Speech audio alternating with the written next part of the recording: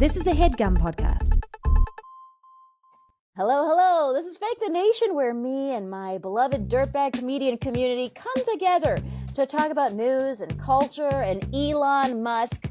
I'm your host, Negin Farsad, and at this point, I think I'm owed like a Fake the Nation Tesla, like a customized Tesla, because I have talked about Elon Musk so very, very many times on this show, and we're gonna get into it again today with that fucking guy. But we're also gonna talk about his little friend Donald Trump, also our future president, who's just gearing up for some really fun White House shenanigans in the midst of a really delicious MAGA civil war.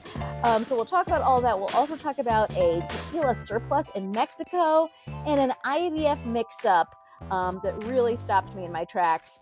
And for these this is the first show we're recording in 2025. Oh my gosh, we have assembled just the most delightful of panels. We have with us, you've heard her on their show before, you've loved her on their show before. She's a comedian. She's also a co-host of the Go Touch Grass podcast, a podcast I've been on that was just so fun. You should immediately go out and subscribe. It is the wonderful Alise Morales. Hey, Alise. Hello. Thank you for having me. We also have to talk about Elon Musk so much on our podcast that we have an entire segment called What the Musk. Yeah, I mean, I should formalize it. That's brilliant thinking. Mm-hmm. We also have with us a comedian who I have had the pleasure of working with, the honor of working with in the past. She's so smart. She's so funny. She's just, and with the added benefit of just being a great hang. You know what I mean? When you're in the green room of an event, you want someone who's a good hang. She also has a special you could check out on Amazon Prime. It's called Head Jobs Off. She's also a series regular on the show Upload, also on Amazon. She is the incredible Zainab Johnson. Hey, Zainab. Hi, Negin. How are you? Oh my gosh, I'm good, and I'm so happy you're here for the first time on Fake the Nation, which I couldn't even piece together in my head because it seems like you're of Fake the Nation, you know what I mean, stock. Like you should have already been on here a million times. So I'm glad we're making it formal. And before we get into the show, I just want to remind listeners that if maybe you have a New Year's resolution to to subscribe to more Patreons. And if that's one of your things, I am here to provide. You can go to patreon.com/NeginFarsad to support the show. For as little as $4 a month, you get 2 bonuses of the show every month, which is like more of the stuff you like in your earballs. And you also get, there's other tiers beyond that where you get even more stuff. So check it out at NeginFarsad.com/Patreon. The bonuses are where we let our hair down, where we, and by the way, the bonuses have been an Elon Musk free zone. Okay, so just keep that in mind as you're budgeting out your Patreons. All right, so now let's get into it with topic number 1. You guys, Mexico has a surplus tequila lake. And it is so huge, it's so vast, it is the same size as 1 year's production of tequila. Now, there's a couple of reasons for this, but one of them is that people just aren't buying as much tequila. I mean, obviously. And I guess my first question is, are you surprised by the waning interest in tequila? I have no idea what tequila or any other alcohol really tastes like. So I don't know exactly what people are missing, but you called it a lake? Yeah, it's like a ton, it's like a fuck ton of tequila. Yeah, well, let's build a resort around it. And I'm sure that'll get people back into it. I am surprised in the sense that I feel like every other day a different celebrity launches a tequila brand. That's true. So, my thought was that people are slurping tequila all day long, but maybe, honestly, maybe that's contributed to the waning interest. Maybe people are over it. Too many celebrity tequila brands. Well, I think it's probably GMO tequila. The real tequila is stuck in Mexico behind a wall. That's that they paid for themselves. Mhm. It's funny because one of the things about tequila is that it became like a sort of tech bro liquor because it doesn't give you a hangover. I don't drink really, so I don't. I mean, there was a time when I'm a bad Muslim. I used to drink like a pretty well. I used to do it pretty well, and now, but now I haven't for years, and so I miss this boat of like, oh, what's the best alcohol that doesn't give you a hangover? Apparently, tequila just doesn't have the same after effects. So and then there's the other one that's the cousin of tequila, mezcal. Here's what I will say. As as a non-Muslim on the pod who's been drinking, both of them can give you a hangover if you really dedicate yourself. If you really try, that's right. If you work hard enough, you can get a hangover from both. Dare to dream, folks. Dare to dream. But isn't like authentic tequila just simply from the agave tree? Yeah, you can only. Can they just stop producing the alcohol beverage and just be like, okay, let's make a sweet, like let's make something almost in the same way that Viagra pivoted, right? They were like, you know what? Forget hearts. We're gonna go after penises, right? Yeah. The famous penis pivot. Yeah. Why throw this away when we can get, we can make penises not flaccid? Like, well, so can't they do something else with the tequila if there's like this large surplus? Well, I will say something else about agave, which is that my mom is a real believer in the sweetening powers of agave, and she always has a bottle of agave for her tea. So there you go. It's on the counter in full display. So maybe my mom needs to get involved. I don't know. There have to be cleaning powers to tequila as well. Like, I feel like we can pivot to being a disinfectant if there's really too much going on. Like, there has to be other uses. Yeah, throw this lake at a pharmaceutical company and let's see what drug comes out of it, because that's gotta be the next Ozempic, is just sitting in that tequila lake. I believe it.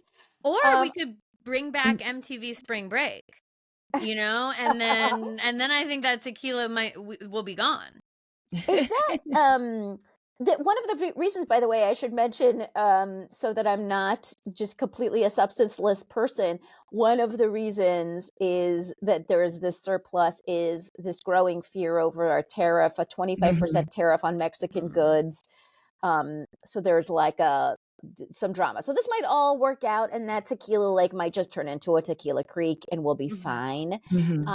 Also, everyone's still fine because of this next topic we're going to talk about, which is that before leaving office, Surgeon General Vivek Murthy has released another recommendation, which is that he thinks alcohol should carry a warning label as the leading cause of cancer, which is, I think, Murthy's way of stealing office supplies before he's fired. Like some people do that. He likes to do new warnings on alcohol. And what I say to Vivek is also take a stapler, you know what I mean, before you're kicked out.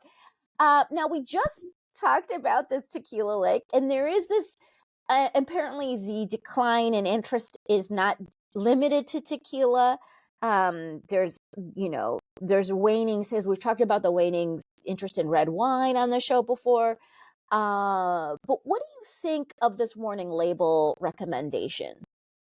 I think the Surgeon General warning label is the same as like parental advisory on an album. We're going to listen anyway. And like, it hasn't stopped people. I mean, I encounter new smokers all the time, and we physically had people come to our schools with a hole in their throat. Like, don't do this. Forget the Surgeon General. We've literally seen the effects of it, and people are still smoking straight up cigarettes. So I don't think that that's going to stop anybody. And also, whoever looks at the bot, like, I don't think that that's going to stop people. And I think that there are much greater things, like just the environment causing cancer, than people drinking alcohol.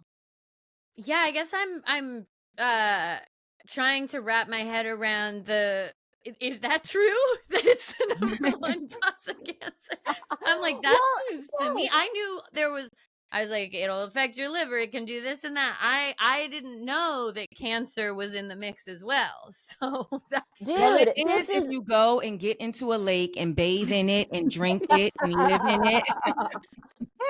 Yeah. But now this is what I want to say to our Surgeon General, which is that just the act of this recommendation alone, which by the way requires an act of Congress to make it happen, is public information spreading, because I had no idea alcohol had anything to do with cancer like yourself, Alise, but it does. No. Apparently, we've known about its connection to breast cancer for fucking decades.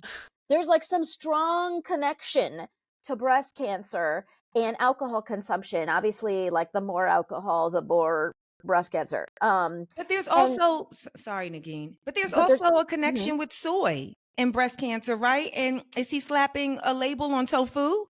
I mean, he still has a few days. Let's see what he announces. Okay. But there's apparently a heightened risk of breast cancer, colon cancer, and at least 5 other malignancies that have been linked with scientific studies. The breast cancer one has been known for a long time, as I said. So, and again, there's a volume issue, and then there was like that whole thing that like, if you drink a little bit of alcohol, you're actually like healthy, right? Do you remember this whole movement? Oh yeah, red wine is good for your heart. I think that people are like, tequila's healthy too. Like I've always heard, right, which was a great cover for slippery Muslims such as myself. That I was like, guys, I'm not a bad Muslim. Like I'm a great healthy person. But apparently that shit is also going by the wayside. There's really no amount of alcohol that's like terribly good for you, probably. I think it's not super duper conclusive, so don't take my word for it. I'm spreading misinformation, but maybe I'm not. But there's either way, it's not that great for you, no matter how little you drink. And there's also better warnings to put on a bottle of alcohol, like may wake up with someone you don't know. Mm-hmm. May, you know what I'm saying? Like there's so many other like really immediate effects of alcohol consumption. There's a guy I made out with once, and his phone is still in my phone. It was so long ago, I don't even know how that number is still in my phone, but it's like a word. It's like a number I see a lot because it's like comes up somehow a lot. Like that I see this guy from like 12 years ago. And the funny thing about this guy, other than we just made it to third base, okay? But he left my apartment. I had to go to a comedy festival. And I was like, fuck, I didn't pack, I didn't whatever. And this was like an uncharacteristic, because I'm usually like, I'm actually quite organized and I don't do stuff. I never used to get this drunk. But I got that drunk like this one time. And I had to wake up the next morning and I was like, oh my God, I have to go to this comedy festival and like perform like a professional. And I packed and it was, I can't remember, I think it was like the Miami Comedy Festival or something. Anyway, I show up in Miami and I realized that all of my shoes were only like one of the pair of the shoe. No. If you could and that day I was like, never get that drunk again. If you could distill that story onto a warning label, it would have done it for me. Yeah. Yes, absolutely. Yeah, I will say this thing though, Negin, your personal style, I think you could pull off like mismatched shoes. I think you could do it. Thank you. Which is a reminder to listeners, you can watch this episode on YouTube now. We provide that service for you so you can see the cartoon character that I normally dress as. All right. Oh, also, I just want to say one last thing, which is, again, bad Muslim. But like, one of the things I feel sad about with all of this anti-alcohol stuff, which I don't drink it. So what am I even talking about? I do think it's sad that people don't hang out and have a drink at a bar as much as they used to. Obviously, like I live in New York City, I see a lot of people at bars. It's not like a dead institution, but it is a social lubricant. There's people have a lot of social anxiety. People aren't going out as much. I don't know. Part of me is like, can you guys figure out how to do alcohol like in a good way and still hang out? or do you need, what do you need to still go hang out together as people?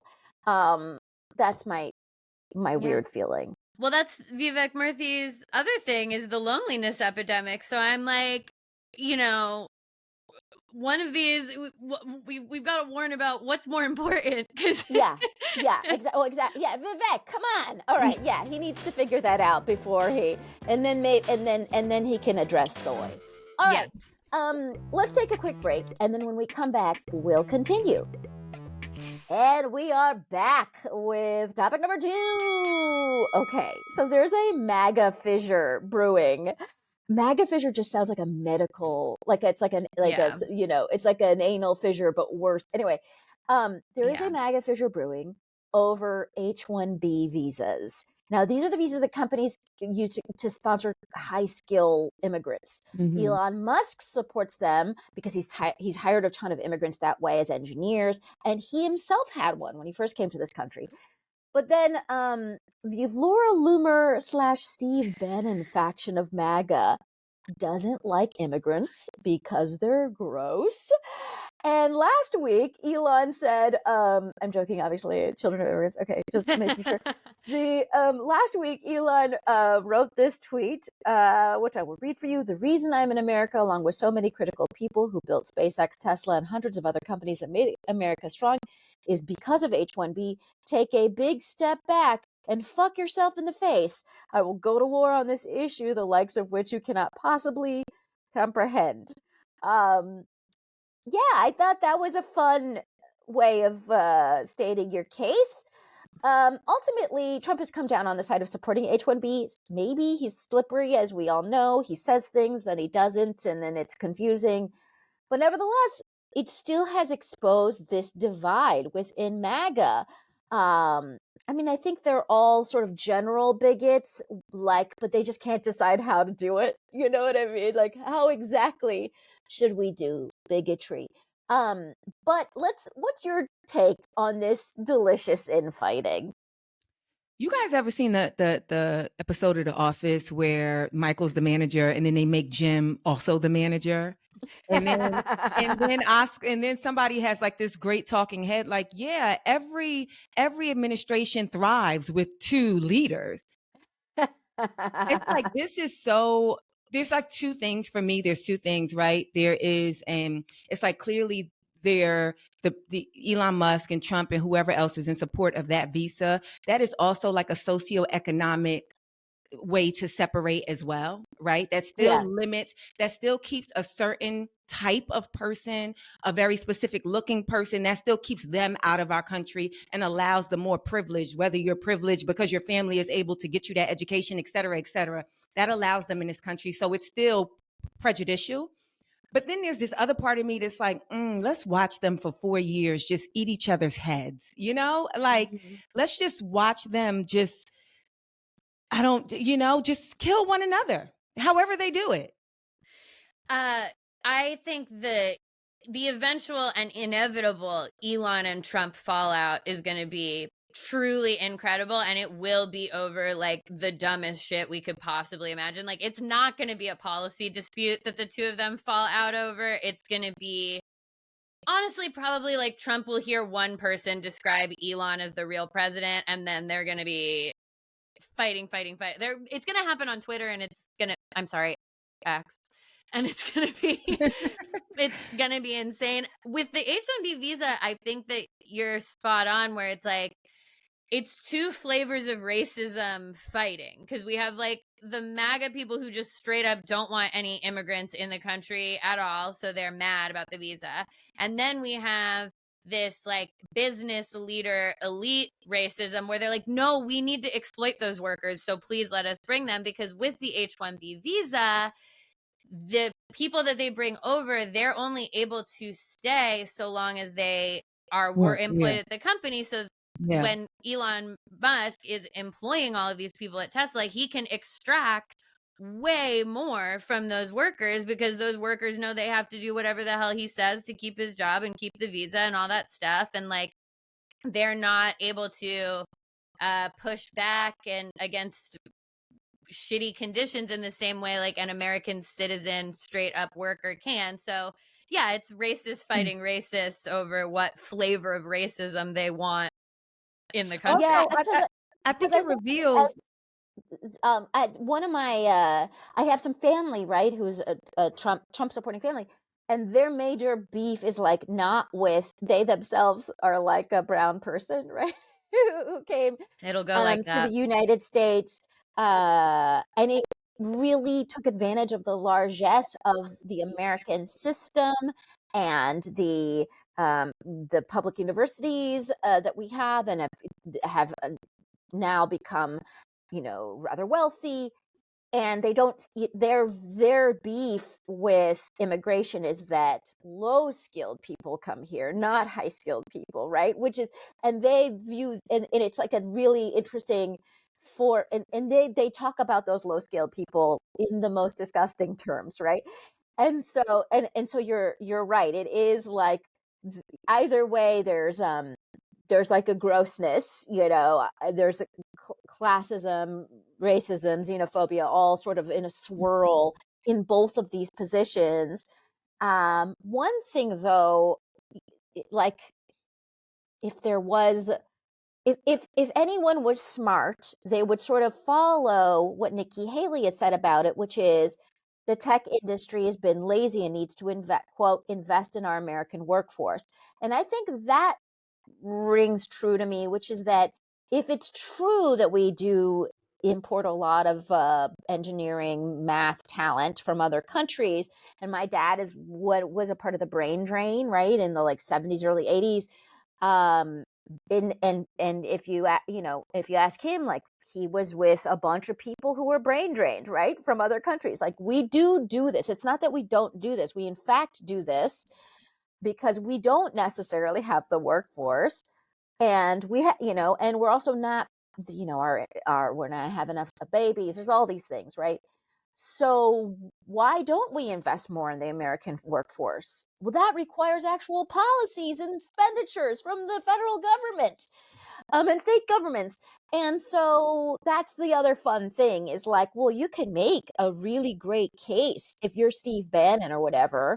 You can make a really delightful case for why we shouldn't be putting so much faith in H-1B visas, and we should be actually putting money into investing into the education and engineering programs around the country or whatever. But they're never going to make that case. You know what I mean? You know what visa they need to get rid of? That visa that lets the 90-day fiance people have a show. This has to go. I thought I was moving to New York City, and they're like, no, babe, No. you're in Columbus. Yeah. You're in Sandusky. And she's You're like, in a why? guest house. She's like, I want to go out dancing. They're like, we don't have that. Yeah, no. You have been duped, mama. Have you not seen there's a warning label on alcohol? So Okay, well, let's switch gears a little bit. I want to talk about this Meta news. So Meta announced recently that it's going to end fact checking. That was actually the big headline that came out of it. Although if you watch the Zuckerberg video, there's a few more things that came out of it. But let's start with the fact checking.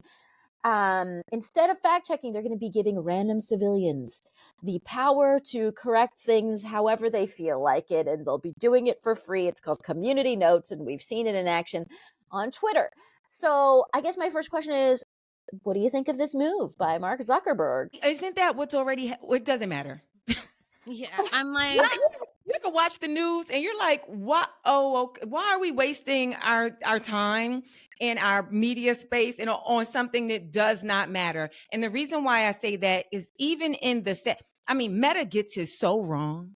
They get it so wrong. The things that they flag, the things that they supposedly are monitoring, that they're not, they get it so wrong, right? But even still, even if they got it perfectly right, have you guys ever been on social media? It does not matter what the facts are, who presents them. A person that wants to believe and say and think what they want to believe, say and think, they don't care if you put Trump or whoever right in front of them with the evidence, and they'll be like, nope, he must be like, they just won't. So it doesn't matter. Fact checking just doesn't matter. Yeah, I Okay, get fact checking it's doesn't matter. I think you're right, Zainab, that there isn't. I haven't been able to locate evidence on like the extent to which the fact checking has been effective, or there's some cases, and maybe Elise, you could speak to this.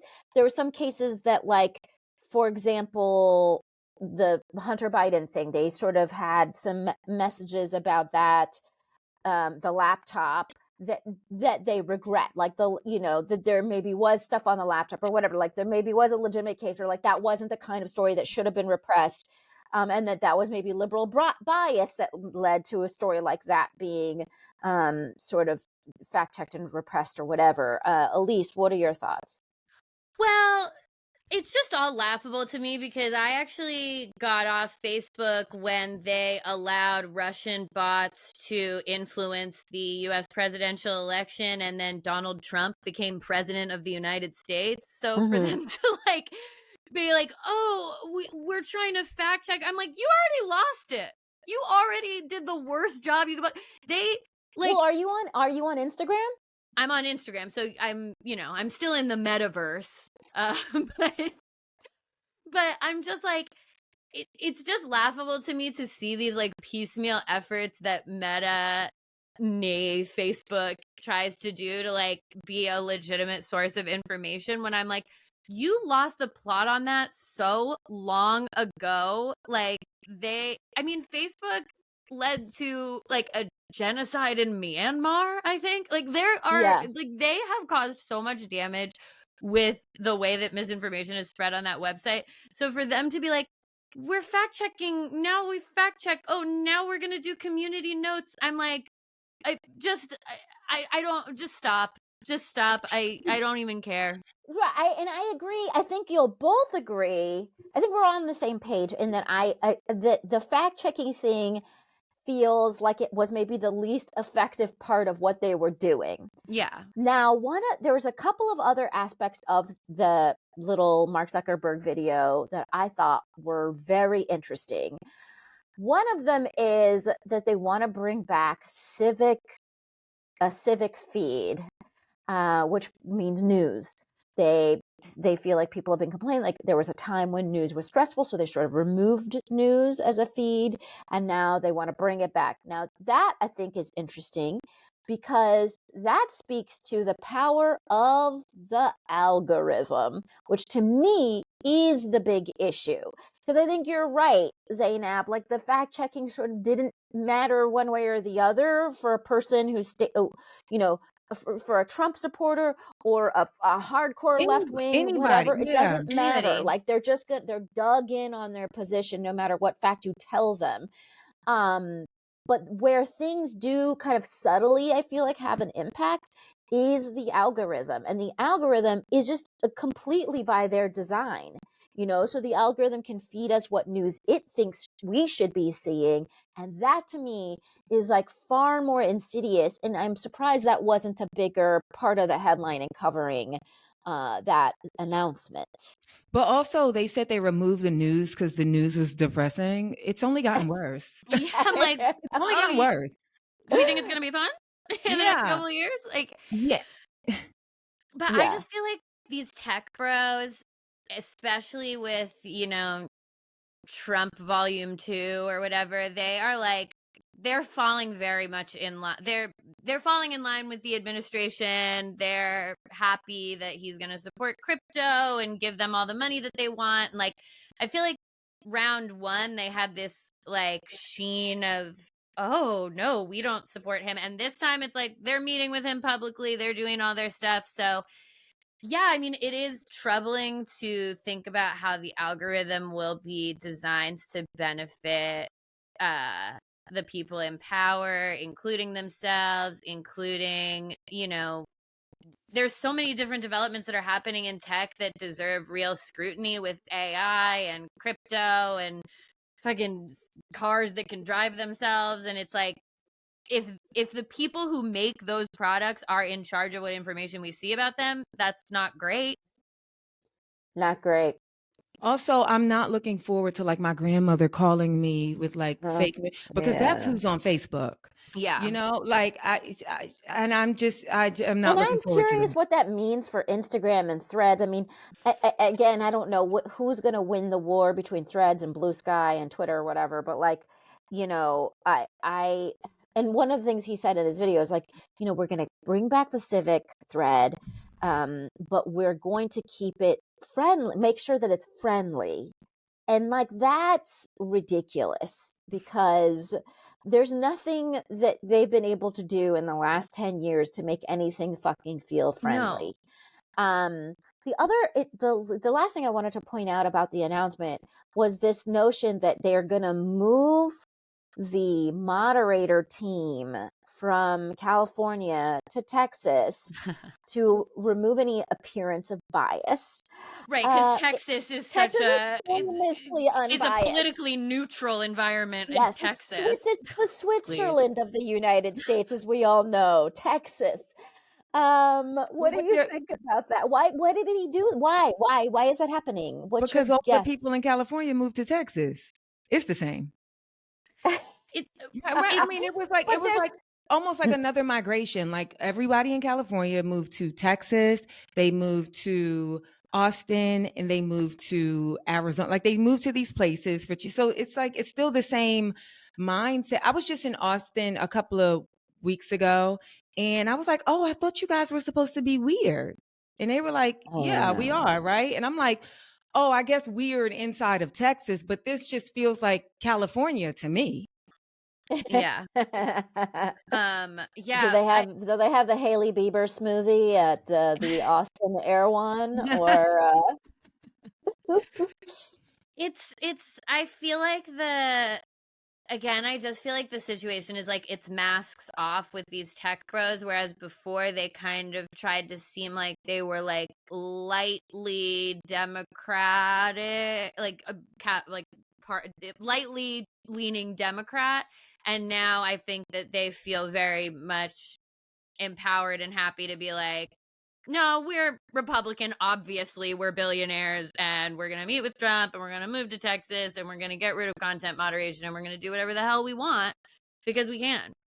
I think it's also like, important to point out that there are different regulations and laws in California versus Texas. And I think that, our governor in California has been very clear. Like there's a line in the sand, recently Gavin Newsom said that he would not provide, like he's not going to allow the tax credit for Teslas specifically, electric, you know what I'm saying? And so I think that that's also, there's something happening that has not quite hit the public yet that they know about. And so moves are being made now publicly, although we don't know privately what's happening. Does that make sense? Yeah, I mean, also, there's a particular judge in a district in Texas that Elon Musk has all of his stuff going through. Yeah, and that judge is very friendly to these particular business interests, and so that's one of the other reasons. I also just think it's just one of these, like, he just throwing meat to the Trump base to keep them happy for some reason. Whereas, like, for every reason, which is like being close to Trump's power, and currying favor with the administration. And I think and I think some of these things are sort of easy, like, oh, it's an easy fix. Let's just make it seem like we're doing that. And then and some of it may also not be super, altruistic. I think, I don't know. I mean, who knows what kind of person Mark Zuckerberg has become? So I have no idea. But I also, again, because I think it's all about the algorithm, which he didn't really talk about. So, all of this shit just feels like dressing. Yeah. It's all the algorithm. I mean, just one final thought is like, the whole reason that they want to ban TikTok, I mean, they have this like sheen of like that it's for national security or whatever, but Mark Zuckerberg wants that algorithm so bad. Like they want it's they have their stated reason, but the real reason is these American tech guys want it. They want the TikTok algorithm for themselves. It's the best algorithm. It really is. It really is. It's the most It really addictive. is. Apparently. And they want it. Apparently it's They the worst want it. for you. Yeah. It could probably make them the most money. All right, folks, I don't know. What do you think of all of these things? Do you live in Texas? Is any of it weird? All right, let me know on all of the social media platforms that are now a free-for-all. Okay, let's move on to topic number 3. We read an insane story in the New York Times Magazine by Susan Dominus about 2 families who had each given birth to the other couple's baby in an IVF mix-up. Now, we can talk about some of the details of the story, but first, if you had given birth to the wrong baby, what would you do? And I don't. Do you guys have kids? You guys don't have kids. No. So, what did you think of the basic situation here, that these 2 families had given birth to the wrong baby, and then they had to figure out what to do? I think it always depends on the amount of time spent with the wrong baby. Like if this is something that no, seriously, I know. I agree with you. It's just so funny to be like the wrong baby. I'm like, oh my god. I know. Yeah. It's so crazy. You know, but if you discover this when the kids is 17, then then the parents are the parents. You know, but if you discover this 17 days after the birth, then just get a baby back. You know what I'm saying? Just go ahead, swap your baby out, and live life. You know, they'll never, if they have a latent memory of that, then it's a good story. It's like, they tried to give you to somebody We've all else. ordered the wrong size of shoe, from a store, and we've like, I guess I should return it for the, and that's kind of what we're looking at, right, Alise? Yeah, I mean, it is wild to think, because again, I haven't had kids, but let me know, Negin, what your thoughts are. I imagine that if I decide to get pregnant, that I'll be like, okay, I'm gonna eat all really good and do all this stuff, and like you bond with the baby that's in there. So then when one comes, I feel like it's a really interesting question where it's like, okay, so this isn't like actually biologically my baby, but I did grow this baby in my body, and I was talking to it and playing all the little Mozart for it while it's in utero, and I was drinking green juice for it and stuff. So it's like, I put some sweat equity into this baby. And now I gotta get this other baby. What was the other lady doing? Was she playing Mozart for that baby? Was she drinking the green smoothies? Like, so it is wild because pregnancy is also a bonding period for you and the baby that's in there. Okay, so I should note that I also had a baby through IVF, and while I was reading this piece, which was really fucking long because it's in the magazine, but it was riveting, I was like sobbing. because I mean, so from what I can tell of my baby, it is the correct baby. But I do have to say that there was like a couple of moments in the process that I was like, they could get this wrong, There's all this genetic testing that happened. There's all these moments. I mean, you're not hanging out with your embryo. You know what I mean? The embryo is in a fucking freezer, and you're doing all this shit to prepare your body to get the embryo shoved in there. Yeah. After you make the embryo and and then they shove it back in, whatever. All that's during that time they're testing it. They're figuring out what embryos are great and which ones are like subpar. You're then starting on a new course of medication stuff to like prepare your body to like get this thing shoved back in you, and so there's a lot of room for error. You know what I mean? There's a lot of room for like a misplaced vial, and I can imagine something going wrong, and that I think is really devastating. It's something that I think every IVF parent goes through, and also if you live in New York City, like half the parents are IVF parents. Yeah. So this feels like very ubiquitous, a concern that's very ubiquitous around here. because we all waited till the very absolute last minute to have the children. So we're a bunch of just senior citizens over here with babies that may not be our own. It doesn't matter. Point is, I think you're right, Zainab, about the timing. Like, I can picture being one of these parents. So the story with these parents is that they found out around the like sort of 2-month mark. They very, very luckily kind of had the babies at the same time. So the babies are, say, close in age. They both, were going to grow up at the same time. It was the whole, that aspect of it was like quite lucky. Both the families were probably playing Mozart for the baby, the babies in their respective bellies. They kind of read as similar-ish families. They each had an older sibling. I mean, all of that stuff felt very lucky. They lived 10 minutes apart from each other. Oh, wow. Again, so lucky for what ends up happening with these two families, which is they're like, what do? We switch the babies, obviously, but they do it in this like kind of slow process because the older siblings had to also be involved, which is like they had bonded with these other babies.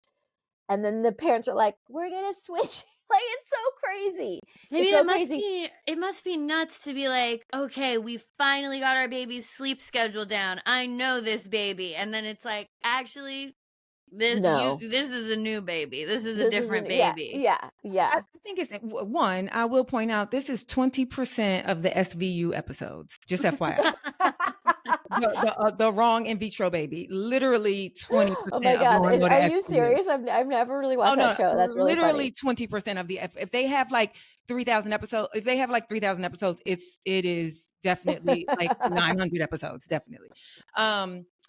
But also, what was I going to do? This is like, it could be like a new blended family, right? Especially if everything is so similar. And most people doing IVF do come from, as I said earlier, a certain socioeconomic back, so right. This you're not poor in doing IVF. You're not fighting to make a baby with a doctor to then be just on like nonstop Oreo diet. Like that's just not what's happening, right? No.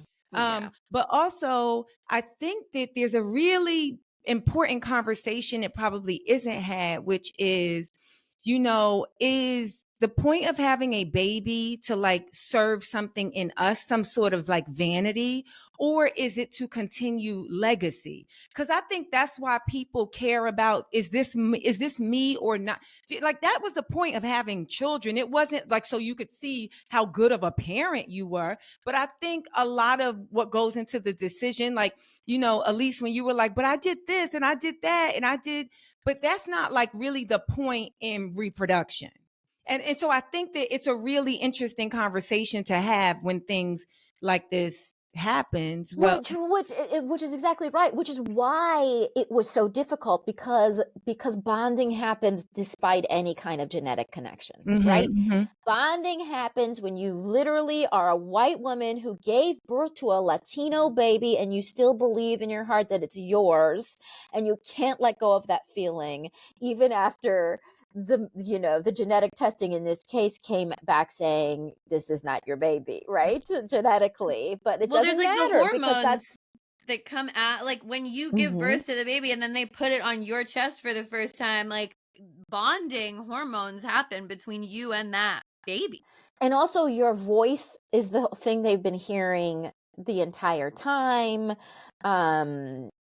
It's so funny because I remember when I was gonna, when it was clear like I couldn't have a baby on my own, my dad, who's a doctor, I was just like, oh, what if I like don't feel like they're my baby or something, because we had to go through this process.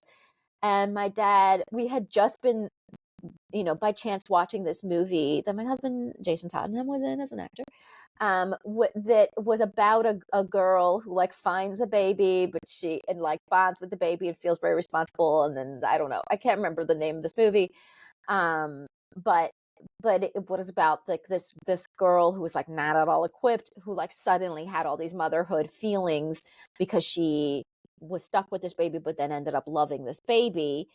And we had just been watching this movie. My dad's like, I mean, that girl was clearly not related to that baby, and look how strongly she's caring for him.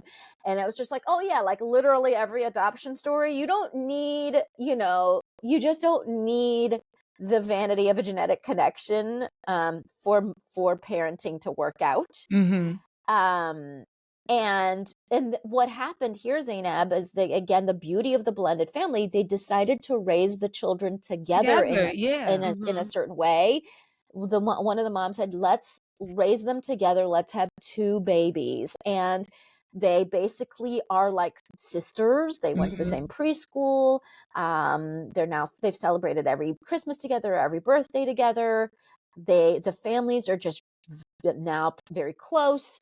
And it's funny because one of them has thought about moving to another city, but the reason they don't is because of this other family. And, and the moms still have this crazy feeling of motherhood towards the other baby, and they also have a crazy feeling of motherhood towards the genetic baby. So, I mean, we'll see how I hope they do a follow-up in 10 years. Oh, it's definitely going to be a series. So if we just wait a little while. Yeah. I know. Yeah, there's someone at Netflix who is foaming at the mouth for the documentary rights. Exactly. But I thought it was a lovely solution, an elegant solution to an incredibly distraught and again just the scenes of the 2 moms sobbing, right? Because they were both experiencing the same thing. Nobody made out like a bandit in this story, except for then maybe everyone did, because now they have such a big family. Did they ever sue? Sorry, Negin. Did they ever sue the fertility? Yeah, I think that should always be a part of. Yeah. Because I think that because any great American story involves a lawsuit. Yeah. They settled out of court, but they did start the process. But I think it's so important because that forces doctors and clinics to be much more responsible in their practice if there are major consequences. Yeah. And apparently the one weird thing about IVF is that it's not as regulated as we think it is. It's like one of, it's sort of a little less regulated, and probably like the internet, it's just newer. So we don't even know what to regulate. No one's and it's for women, so nobody cares. Exactly. It's like, oh, oops, we knew that alcohol caused breast cancer for many years, and we forgot to tell you. Sorry. Yeah. What? So we gotta just sue. We gotta sue for all of these wrong babies, and then they'll start doing stuff. Right. Well, who's been doing their fucking public duty is what CSI? What is it? What's the show? Law and Order SVU. SVU is the only one out there speaking truth to power. I'm telling you, there's so many IVF episodes. So many. All right, folks. Watch SVU is the main takeaway from this segment. All right, my friends, that is the end of the show. What a delightful conversation this was. Thank you so much for being such a fun episode for the first episode of the year that we have taped this year. In the glorious year of 2025, and I really want for people, the people of Faith Nation, be able to follow you and all the wonderful things you do in 2025. Elise, where do they do that? You can find me on Instagram at Pandalise, on TikTok, if we've still got it, at Alise Navidad. That's ALISE. And listen to my podcast. I host it with the wonderful, hilarious Millie Tamaras. It's called Go Touch Grass, and you can find us at Go Touch Grass Pod on everything. Folks, subscribe to Go Touch Grass. My God, what are you doing? Zainab, where do they find you? On social media. All social media, it's Zainab Johnson, ZAINAB Johnson. But TikTok, it is the Zainab Johnson, TheZainab Johnson. They can come see me live if they want. I'll be in Washington, D.C. January 16th through the 18th. I will be in Washington, D.C. performing. And they can watch my podcast on YouTube called I'm Reasonable, where I just ask everyone to just be a little bit more reasonable in their lives. Folks, I've had the great honor of being able to watch Zainab perform live, and it's such a absolute treat. You should do that for yourself. Go see her live, and subscribe to her podcast and do all of the things. As for me, I will be at Sketchfest, San Francisco Sketchfest, January 31st. So if you are in town, come check that out. I don't manage the tickets or do any of that, so I don't know. It's like a Google that, and then you'll know. Theoretically, my website should also include that information, which is a really good reminder for me to get that on my own website. I'll also be doing Wait, Don't Tell Me tomorrow in Chicago. So, if you're in Chicago and you're hearing this episode on a Thursday, you could come out and see the show. It's such a fun time. Also, I really want you to read a new piece I have in Progressive Magazine this month. It's called Making Public Service Sexy. Because I think everyone should try and work for the government. Let's all do that. I did it. I've done it. And I think that we should all think of public service jobs as like super sexy jobs. And they should be. So read that article and let me know what you think. Otherwise, I want to thank everyone who makes the show a possibility. That's our wonderful producer, Andrew McGuire. That's everyone at HeadGum. Thank you so much to Gaby Alter for our theme music. If you have any questions, concerns, ideas, you can email us at fakethenationpodcast@gmail.com. Don't forget to support us at patreon.com/NeginFarsad. And otherwise, we'll be back in your earballs next week. That was a HeadGum podcast.